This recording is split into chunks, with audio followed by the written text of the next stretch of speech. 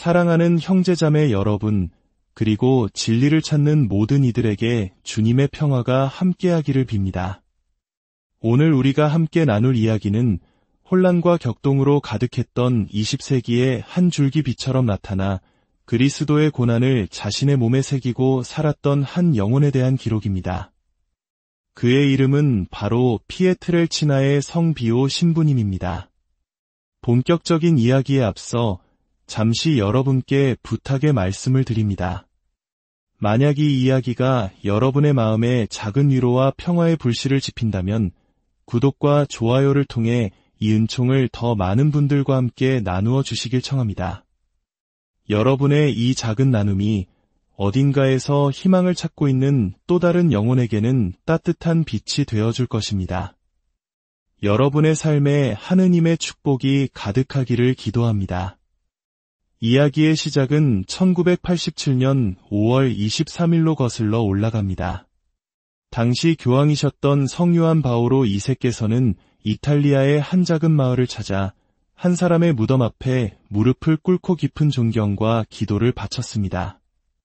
그 무덤의 주인은 우리 시대 가장 위대한 신비가라 불리던 인물, 바로 비오 신부님이었습니다. 그는 아시시의 성 프란치스코의 영적 후예였습니다. 같은 국적과 같은 이름, 그리고 같은 신앙을 공유했던 두 사람. 어쩌면 비오 신부님은 이제 천상에서 성 프란치스코와 함께하며 무한히 더 많은 것을 나누고 있을 것입니다. 요한 바오로 2세 교황님께서도 사제 시절, 그리고 추기경 시절에 이미 두 번이나 이곳 산조반니 로톤도를 찾아 비오 신부님을 만났습니다. 그리고 마침내 그리스도의 대리자로서 세 번째로 이곳을 찾아 한 시대를 뒤흔든 성인의 영혼의 경의를 표한 것입니다. 비오 신부님, 세례명 프란치스코 포르지오네. 그가 아시시의 성 프란치스코와 공유했던 가장 위대하고도 신비로운 현상은 바로 오상이었습니다. 오상이란 십자가에 못 박히신 예수 그리스도의 5상처, 즉 양손과 양발, 그리고 옆구리에 나타나는 거룩한 상처를 의미합니다. 가시관에 찔린 머리와 피 흘리는 몸, 이 고통의 흔적은 아주 드물게 살아있는 사람의 몸에 나타나곤 했습니다.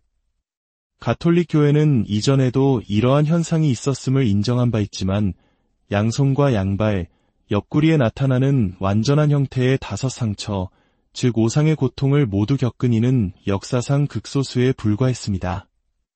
그 첫 번째 인물이 바로 1224년에 아시시의 성 프란치스코였고 그로부터 약 700년 후 똑같은 상처가 비오 신부님의 몸에 나타났습니다. 그는 역사상 최초로 오상을 받은 사제였습니다. 비오 신부님은 1887년 5월 25일 이탈리아 남부의 척박하고 거친 땅 피에트렐치나라는 작은 마을의 소박한 집에서 태어났습니다. 그의 부모님인 그라치오와 마리아 포르지오네는 독실한 신앙인으로 인근 성 안나 성당에서 결혼하여 가정을 꾸렸습니다. 그리고 바로 이 성 안나 성당에서 어린 아들 프란치스코는 하느님과의 첫 번째 직접적인 만남을 체험하게 됩니다. 불과 5살 때부터 그는 황홀경에 빠지기도 하고 동시에 악마의 맹렬한 공격을 받기 시작했습니다.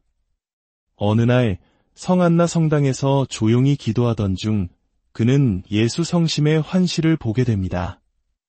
이미 자신의 삶을 하느님께 봉헌하기로 결심했던 그는 그 순간 자신의 머리 위에 어떤 손길이 느껴졌다고 말했습니다. 그것은 그의 봉헌이 받아들여졌다는 신호였습니다.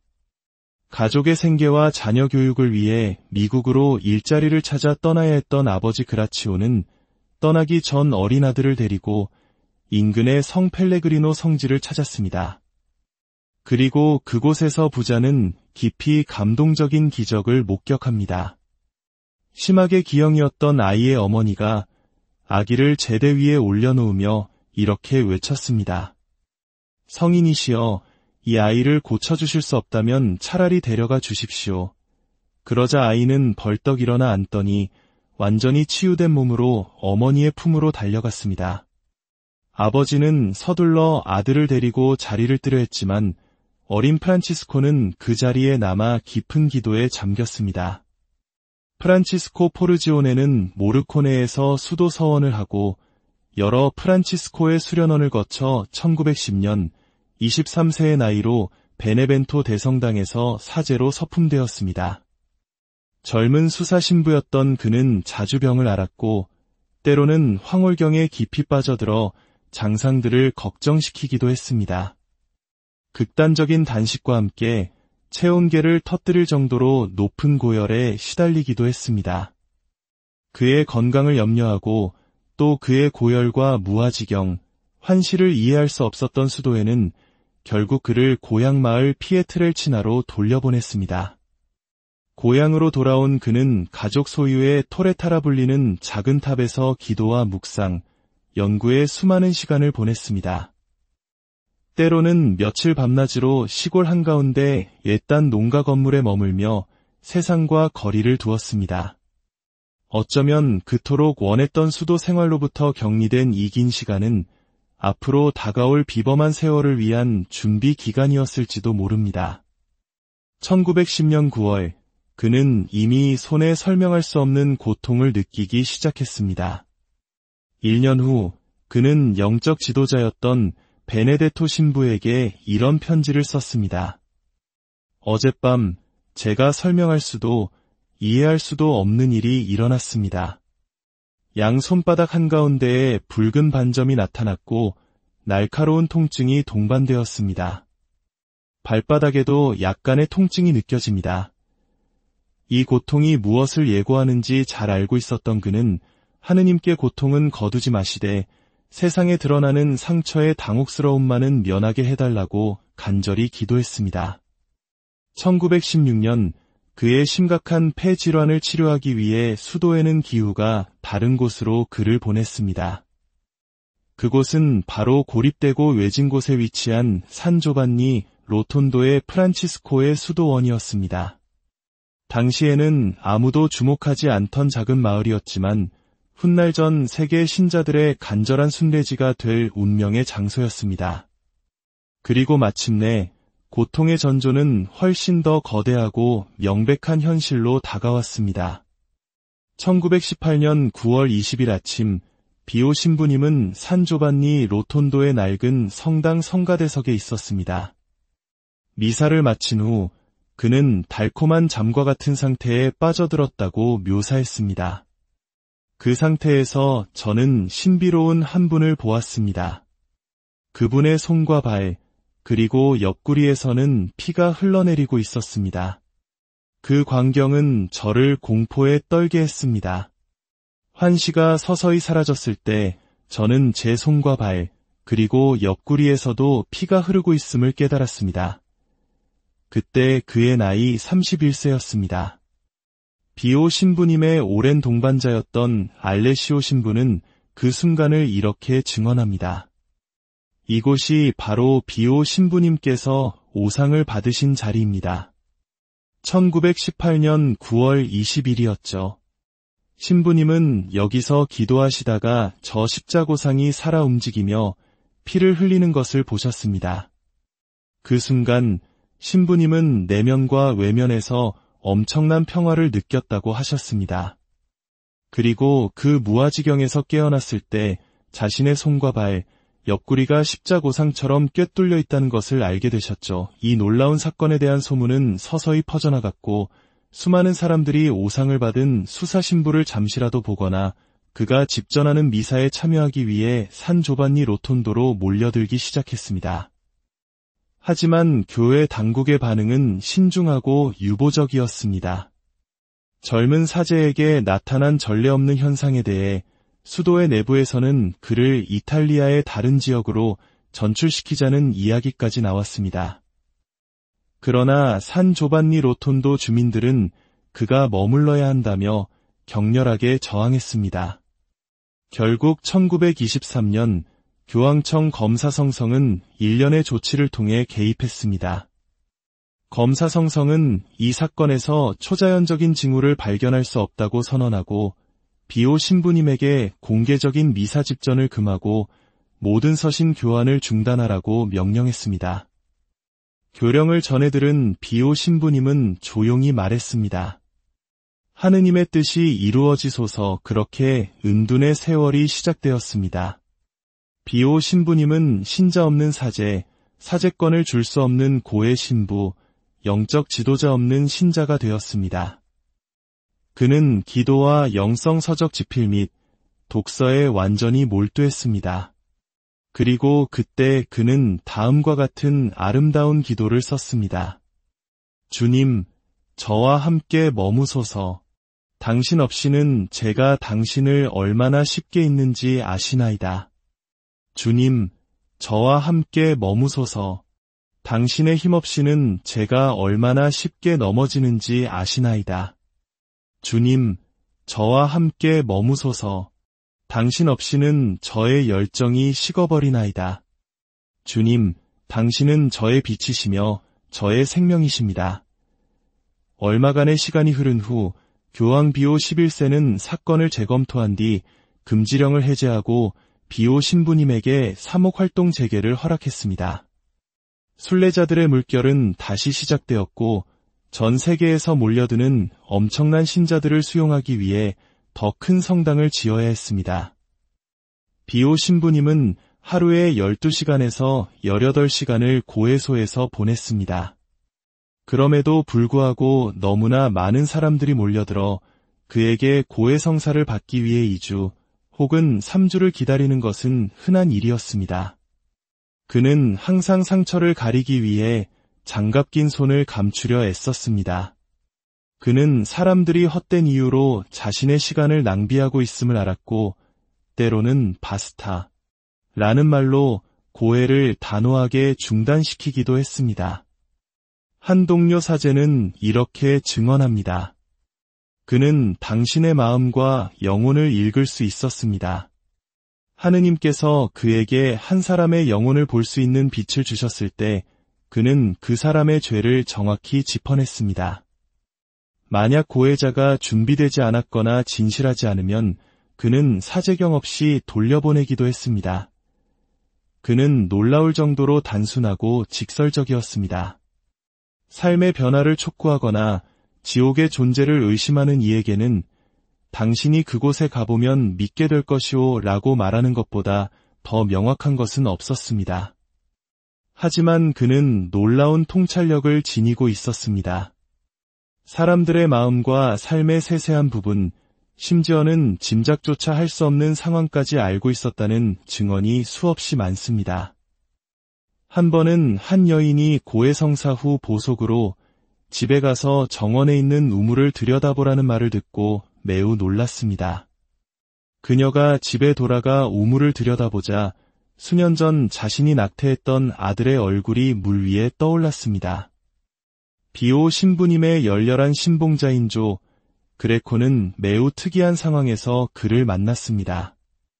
꿈속에서 길에서 비오 신부님을 만나 아버지의 구원을 청했던 조는 실제로 위험한 수술을 받던 아버지가 기적적으로 회복하자 감사를 표하기 위해 산 조반니 로톤도를 찾았습니다.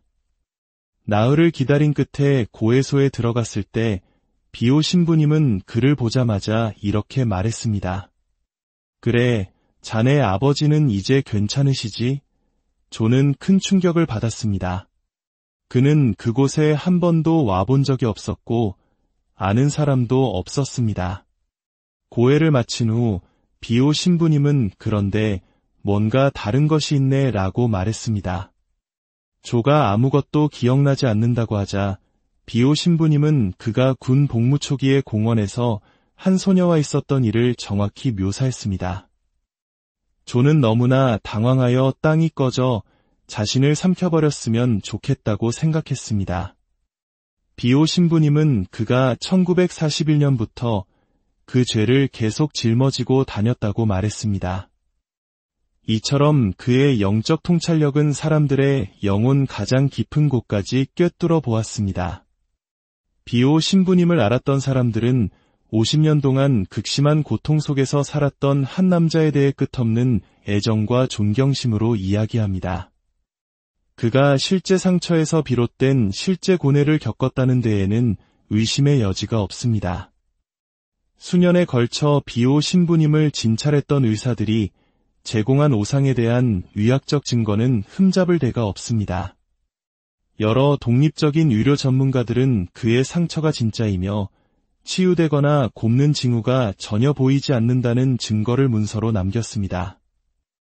피에트렐치나의 카푸친 수도원에는 비오 신부님의 유물이 보관된 방이 있습니다.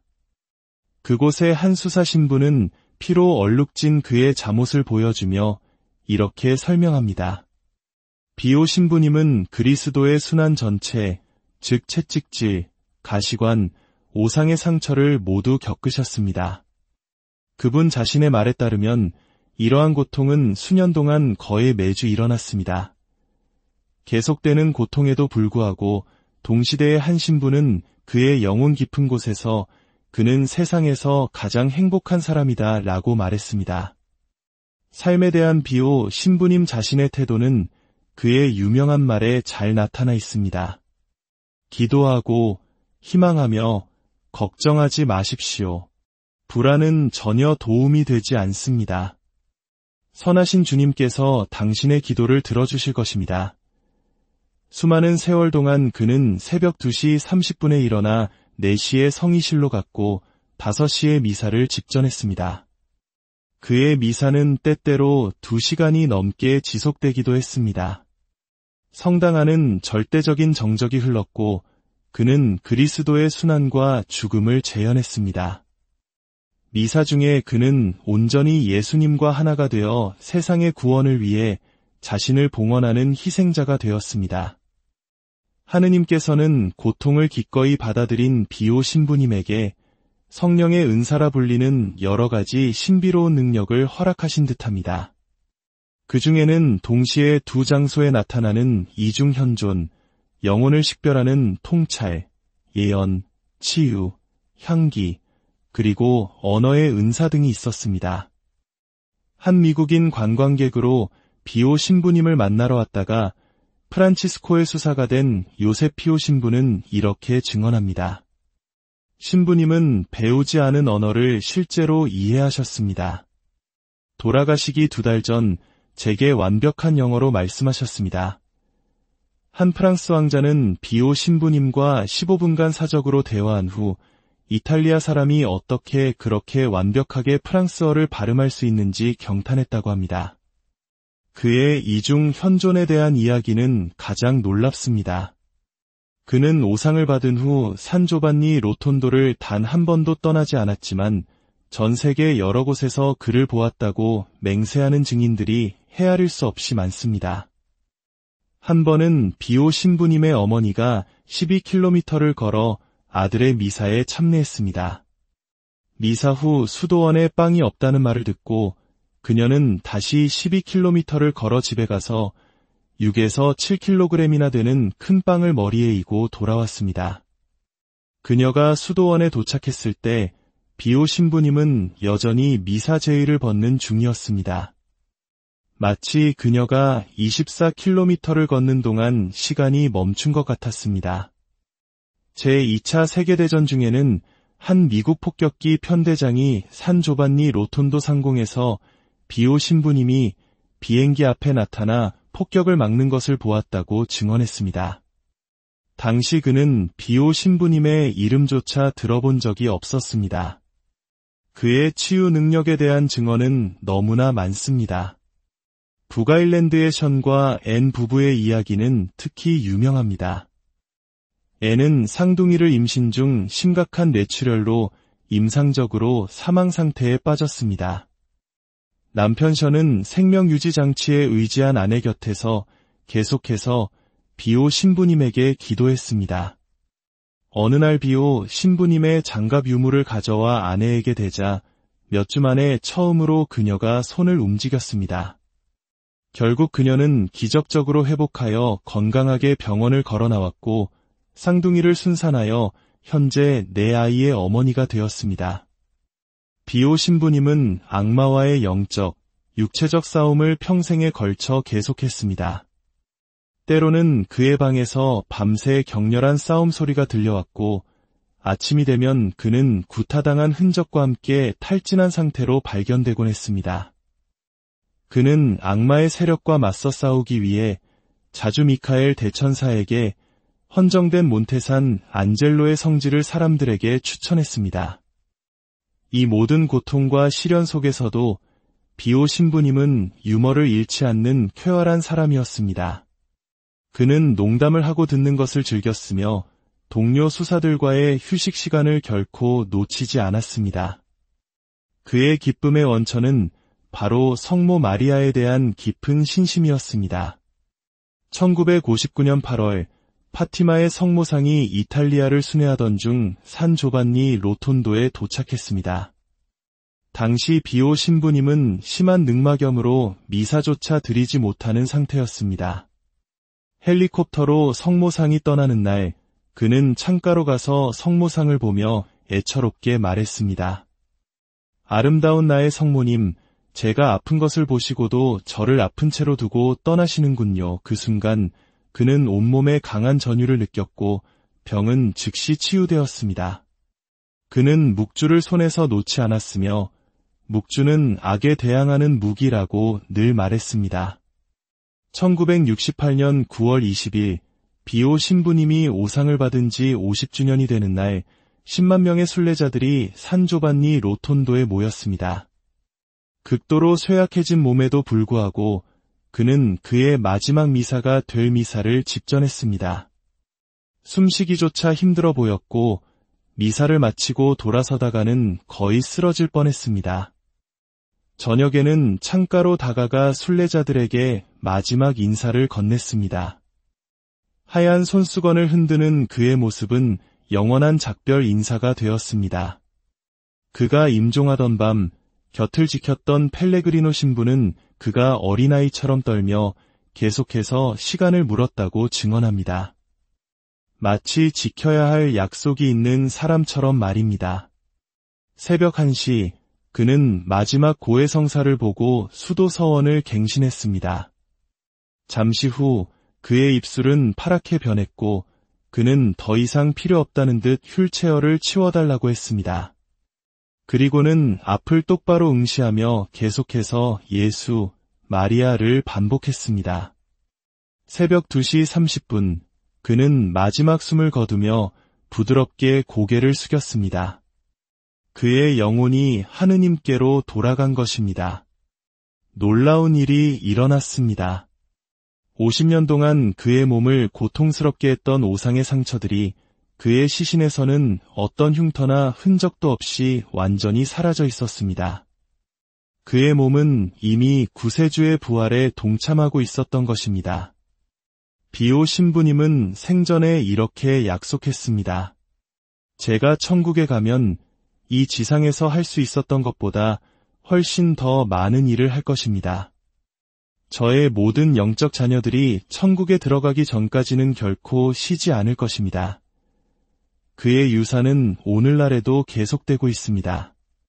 그가 계획했던 거대한 병원은 수많은 이들의 고통을 덜어주고 있으며 전 세계에 2,000개가 넘는 기도 모임이 그의 영성을 따르고 있습니다. 성요한 바오로 2세 교황님은 1987년 산 조반니 로톤도를 방문하여 이렇게 말씀하셨습니다. 저는 이토록 고통받는 세대의 비오 신부님을 보내주신 주님께 여러분과 함께 감사드리고 싶습니다. 하느님과 형제들에 대한 그의 사랑 안에서 그는 위대한 희망의 징표입니다. 비오 신부님의 삶은 우리에게 한 가지 분명한 메시지를 전합니다. 고통 속에서도 희망을 잃지 말고 끊임없이 기도하며 하느님의 자비에 모든 것을 맡기라는 것입니다. 그의 삶 전체가 웅변하는 한마디, 그것은 바로 기도하고 희망하며 걱정하지 마십시오입니다. 오늘 비오 신부님의 이야기가 여러분의 삶의 작은 등불이 되기를, 그리하여 각자의 십자가를 지고 가는 여정에서 이로와 용기를 얻으시기를 진심으로 기도합니다. 주님의 은총이